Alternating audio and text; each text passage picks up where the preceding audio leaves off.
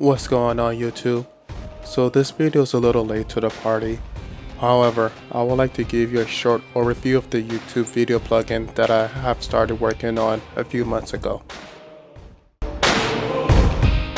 In this video, I'll go over the key features of this plugin and show you code segments. As usual, I will have the code uploaded onto GitHub and I will include any related links in the description of this video.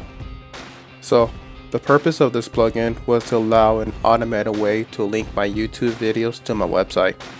The way that this plugin works is that it is using the YouTube Data API to be able to interact with the data that is stored on YouTube. The data is fetched from YouTube and is cached in order to preserve the request limitation. Basically, you can only send so many requests to Google per day.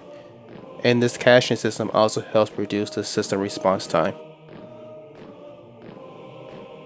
Through the admin panel, I'm able to see if the API token is valid, as well as being able to filter out which videos I do not want to have visible on my website. The functions that are defined in wp-functions allows a simple method of listing the videos onto my website and filtering out the videos that I do not want. While this plugin still has some optimizations planned, it is already a very helpful tool. If you guys want me to dive deeper into this plugin, please let me know. Or if there is any other API that you want me to work with, leave a comment below. Until then, thanks for watching and I will see you next time. Peace.